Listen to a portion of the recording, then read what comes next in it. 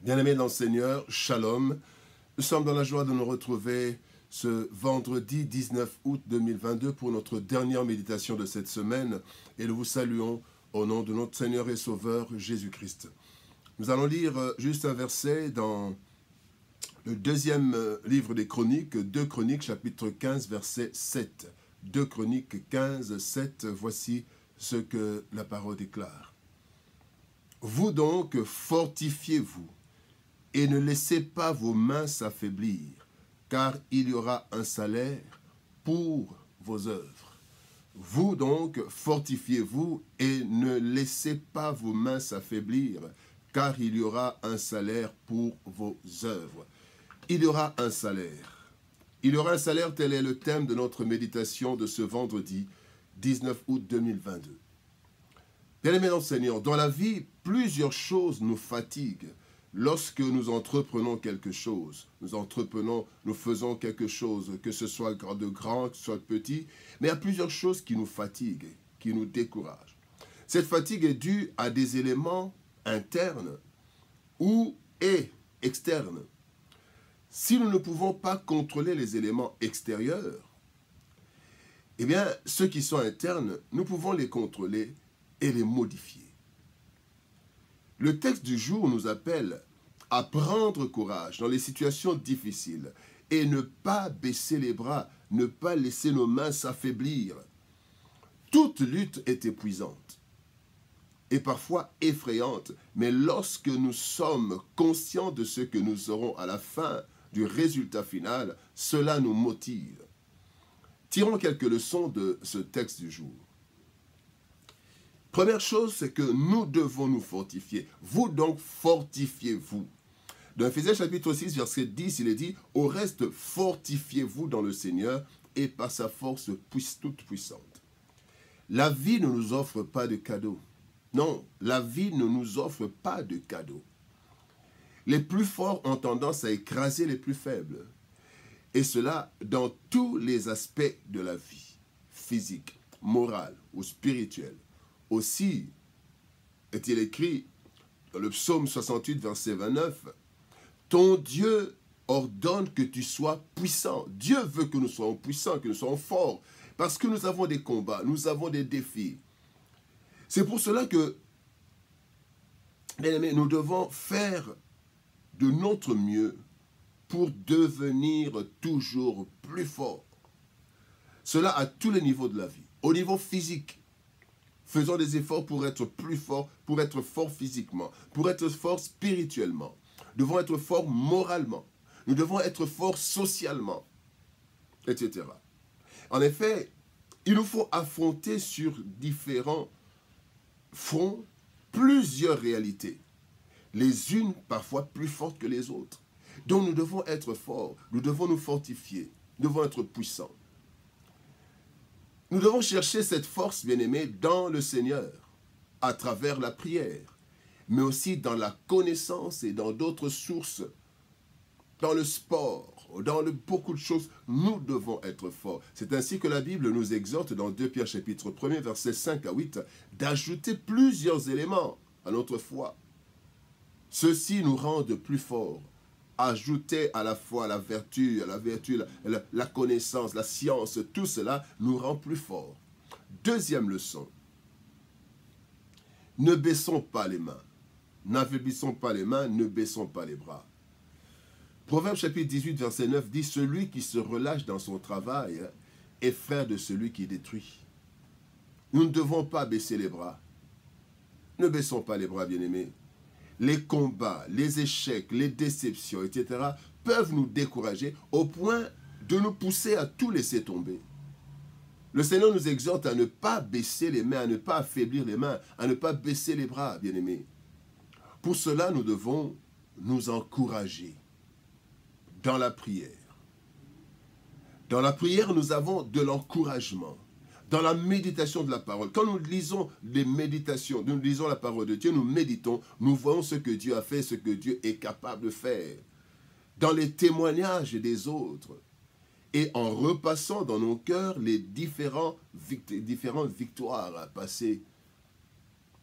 il y a un cantique qui dit « Compte les bienfaits de Dieu, compte les bienfaits de Dieu, mets-les tous devant tes yeux, tu verras en adorant combien leur nombre en est grand. » Bien-aimé, compte les bienfaits de Dieu dans ta vie, les exploits de Dieu dans ta vie, et cela te donnera de la force pour continuer, ne pas baisser les bras. La Bible nous dit, bien-aimé, dans 1 Thessaloniciens chapitre 5, verset 11, 1 Thessaloniciens 5, 11, « C'est pourquoi exhortez-vous réciproquement et édifiez-vous les uns les autres, comme en réalité vous le faites. » Que nous nous édifions, nous nous fortifions, en groupe, etc. Ne baissons jamais les bras. N'affaiblissons pas nos mains. Allons jusqu'au bout. Le Seigneur lui-même, le Seigneur Jésus-Christ, nous dit, celui qui persévérera jusqu'à la fin sera sauvé. Celui qui persévérera, celui qui ne baissera pas les bras, celui qui n'affaiblira pas ses mains. Ce salut dont parle Christ concerne premièrement la vie éternelle, oui. Mais aussi, nous pouvons parler des différentes péripéties de notre vie. Si nous ne nous relâchons pas, nous persévérons jusqu'à la fin d'une épreuve, jusqu'à la fin d'une épreuve, d'une situation, nous allons être sauvés, nous allons avoir un bon résultat. Troisième leçon, il y aura un salaire. La Bible dit, vous donc fortifiez-vous et ne laissez pas vos mains s'affaiblir, car il y aura un salaire pour vos œuvres.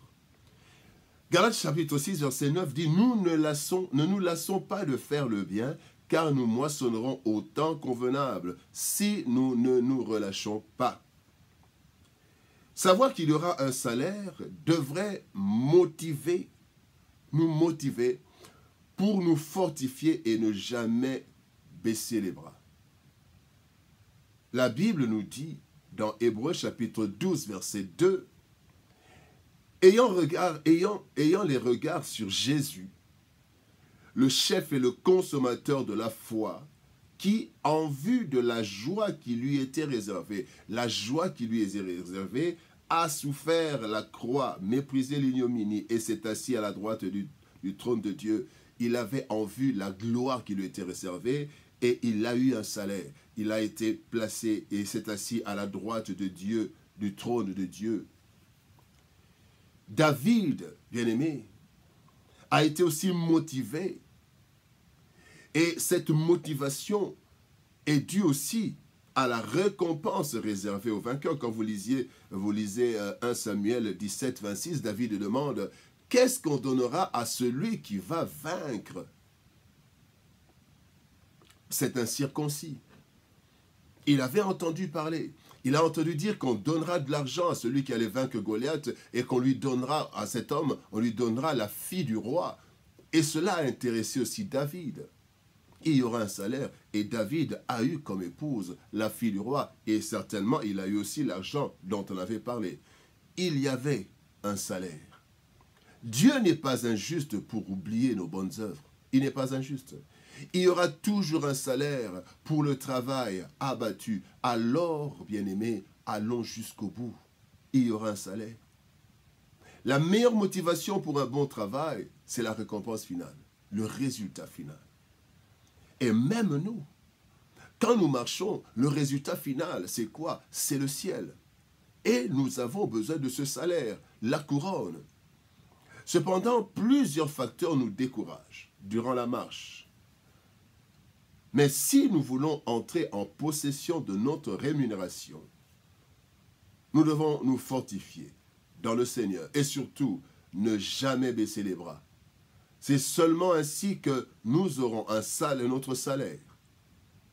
Dans notre vie quotidienne, dans notre vie chrétienne, ou dans tout autre aspect de la vie, nous devons persévérer jusqu'à la fin, car il y aura un salaire. Bien-aimés dans le Seigneur, vous donc, fortifiez-vous et ne laissez pas vos mains s'affaiblir, car il y aura un salaire pour vos œuvres.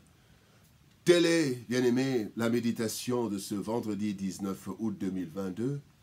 Nous bénissons le Seigneur pour toute cette semaine. Il a été avec nous et il continuera à être avec nous.